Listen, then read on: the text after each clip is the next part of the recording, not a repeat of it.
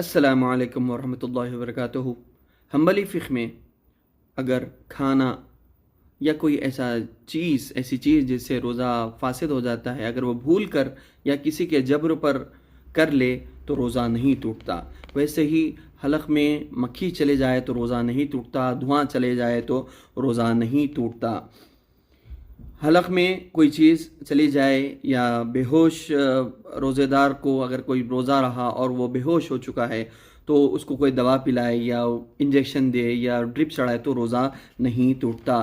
ویسے ہی احتلام ہو جائے تو بھی روزہ نہیں ٹوٹے گا۔ فکر سے انزال ہو جائے یعنی بیداری میں ہی مادہ منی نکل جائے تو ایسی صورت میں بھی روزہ نہیں ٹوٹتا ہے۔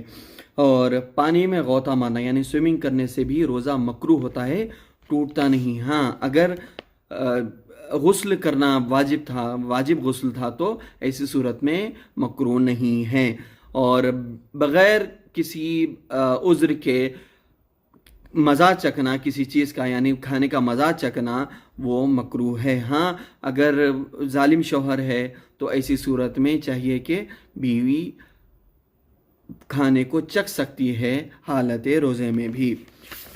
اور کسی معصوم کو ہلاکت سے بچانے کے لیے روزہ توڑنا واجب ہے، یعنی اگر کوئی معصوم وہ ہے مر رہا ہے تو ایسی صورت میں یا تو آپ کو خون دینا پڑے تو آپ ضرور دے سکتے ہیں، یا پانی میں اگر کوئی ڈوب رہا ہے اور آپ کو پانی میں اترنا پڑے تو آپ کا روزہ نہیں ٹوٹے گا، آپ برابر کسی کی جان بچانے کے لیے روزہ توڑ سکتے ہیں۔ اور اگر روزے میں سفر کرے اور سفر میں اگر روزہ ہو تو ایسی صورت میں چاہیے، اگر آپ سفر میں ہوں اور آپ دور گھر سے نکل چکے ہیں یا شہر سے یا ملک سے نکل چکے ہیں تو ایسی صورت میں آپ روزہ توڑ سکتے ہیں، وہ جائز ہے۔ ہاں سفر میں روزہ رکھنا مکروہ ہے۔ بعض لوگ شدت میں آ کر سفر میں بھی روزہ رکھتے ہیں، حالانکہ سفر میں روزہ رکھنا مکروہ ہے، اگرچہ کہ بھی مشقت کیوں نہ ہو، اگر مشقت بھی نہ ہو تبھی بھی روزہ رکھنا مکروہ ہے۔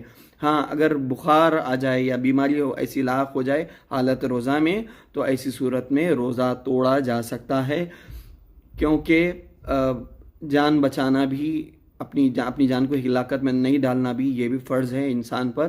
تو بیماری زیادہ ہو جائے تو ایسی صورت میں روزہ توڑ ڈال سکتے ہیں، مگر کسی مسلمان ڈاکٹر کو آپ کی اس بات کی پرمیشن رہنا چاہیے۔